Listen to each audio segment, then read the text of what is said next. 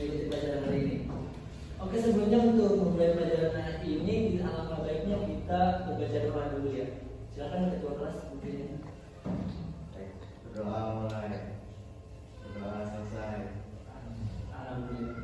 Oke, sebelumnya di pertemuan kali ini mungkin kalian tidak aneh ya dengan materi tentang kelangkaan.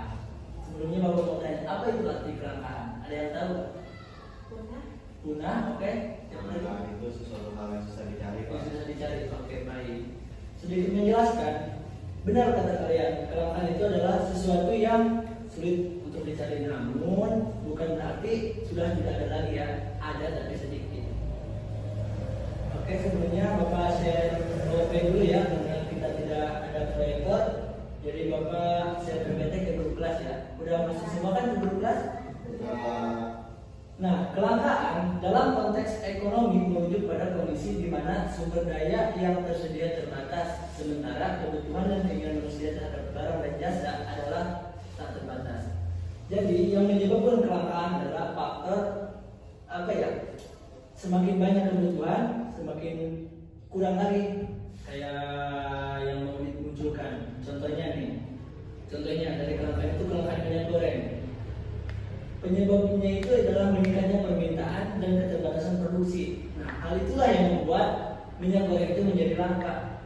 Sehingga untuk solusinya itu yaitu meningkatkan produksi, mengurangi konsumsi, dan menggunakan alternatif lain seperti minyak kain. Ada yang tahu minyak yang maksudnya yang supaya kita menghemat minyak goreng itu kayak gimana? Nggak tahu, Pak. Nah, misalkan kayak gini, kita terkadang memasak harus menggunakan minyak goreng, memang perlu. Namun ada beberapa alternatif lain seperti direbus, itu juga mengurangi konsumsi sehingga mengurangi angka kelangkaan. Selanjutnya ada kelangkaan tentang di materi itu tentang logam mulia. Kalian tahu nggak penyebabnya apa? Ya, penyebabnya kenapa logam mulia itu langka? Nggak tahu, Pak. Nggak tahu. Oke, penyebabnya adalah meningkatnya permintaan logam, keterbatasan sumber logam, dan keterbatasan teknologi pengelolaan logam.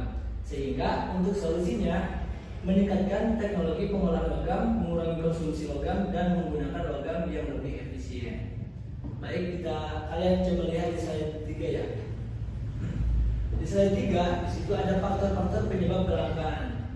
Nah, sekarang Bapak mau tanya, kalian tahu nggak faktor apa sih yang menyebabkan kelangkaan? Kan tadi Bapak udah menjelaskan sedikit materinya. Sekarang Bapak mau tanya, apa sih faktor yang menyebabkan kelangkaan?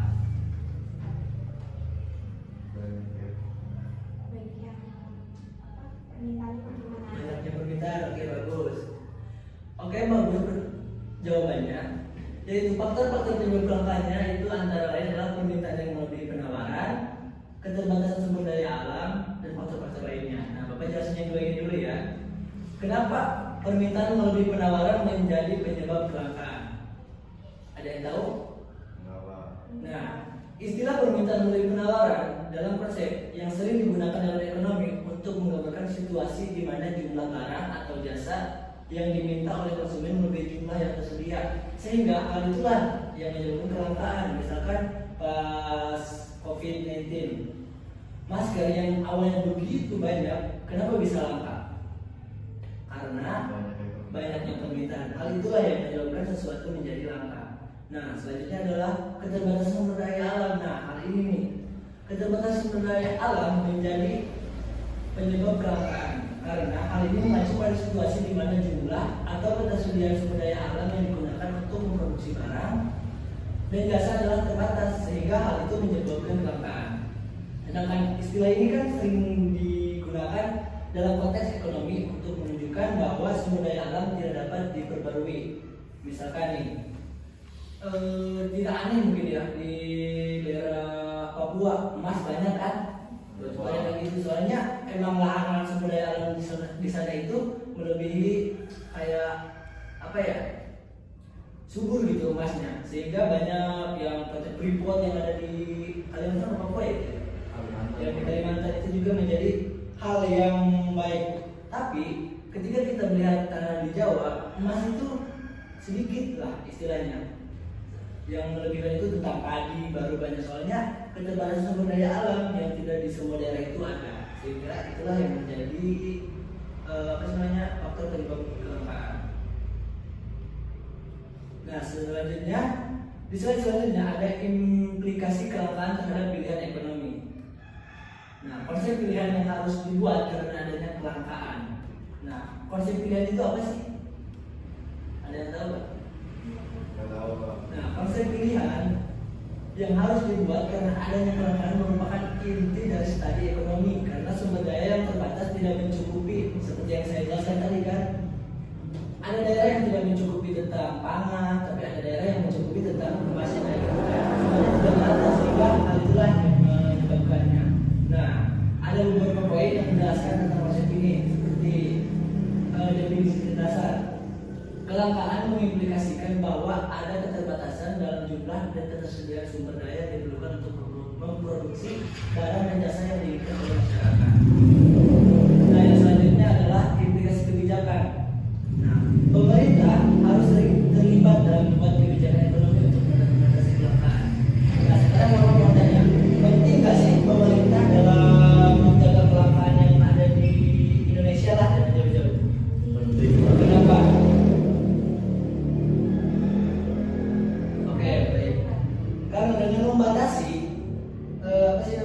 implikasi kebijakan, dengan pemerintah mengikut campurkan dia, sehingga pemerintah bisa membatasi penggunaan. Misalkan per hari menjual segini sudah cukup semuanya, nah yang tidak cukup kayak diputar lagi. Jadi sehingga itu membatasi tentang kelangkaan. Nah, yang selanjutnya yaitu tentang trade off. Ada yang tahu tentang trade off? Nggak Pak. Nah, trade off dan opportunity cost. Ya, trade off adalah situasi di mana Anda harus memilih antara dua alternatif dengan hasil bahwa salah satu opsi harus ditinggalkan untuk memilih opsi lain. Nah, kayak gini contohnya. Sepertinya air memasak mie instan dengan air rebus, sedangkan dia goreng telur dengan minyak. Hal inilah kalian harus pilih salah satu, mau menggunakan air atau minyak. Nah, di situ jika kalian mempunyai pilihan, otomatis kelangkaan yang misalkan kelangkaan minyak goreng akan tertutupi oleh tentang misalkan masak nasi, masak mie instan yang menggunakan air, sehingga itu menghemat minyak.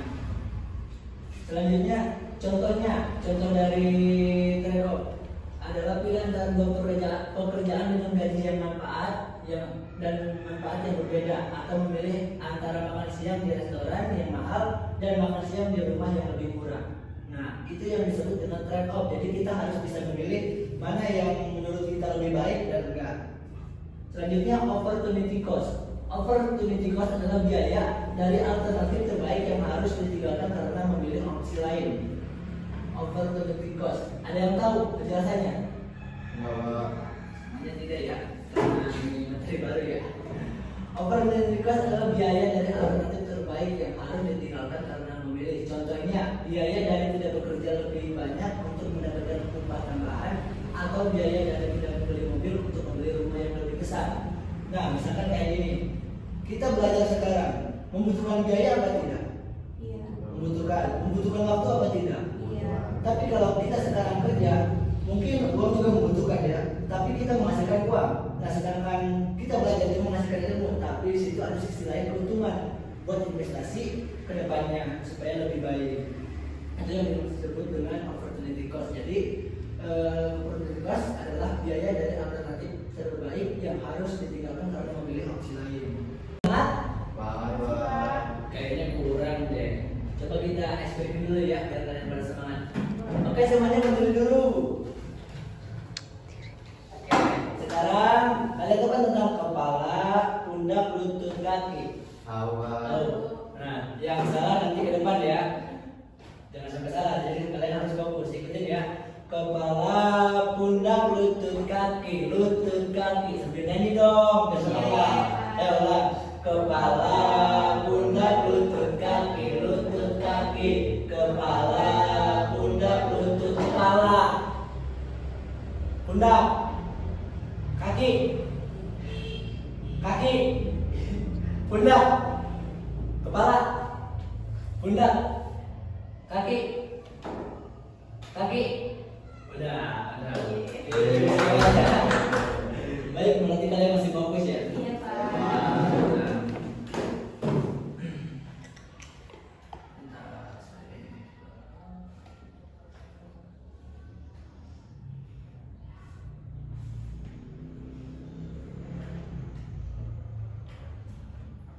Oke, dengan ini lanjut ke materi ya. Materi bagaimana kelangkaan mempengaruhi alokasi sumber daya? Ada yang tahu nggak? Mengapa kelangkaan mempengaruhi alokasi sumber daya?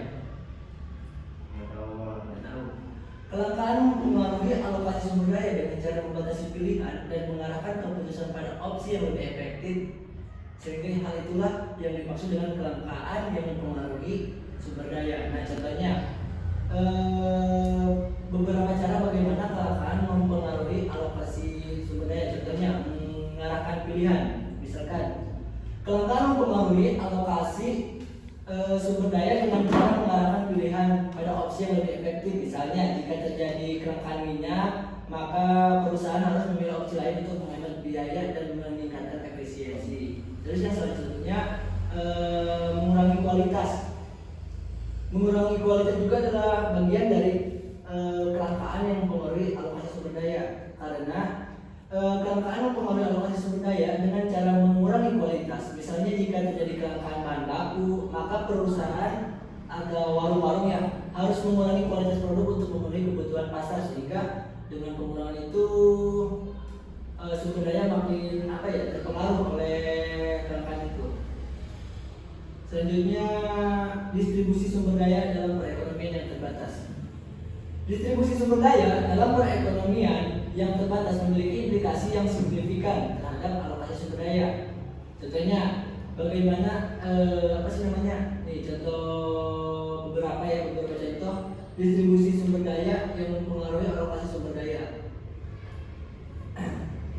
Yaitu satu, distribusi sumber daya alam. Distribusi sumber daya alam mengacu pada terjadinya geografis sumber daya dari bumi. Dengan kata lain, di mana sumber daya beragam. Misalkan yang tadi saya jelaskan tentang bahwa di Kalimantan banyak emas, batu-batu kayak gitu, sedangkan di Tanah Jawa mungkin kurang tentang hal yang seperti itu. Namun tentang pertanian masih banyak.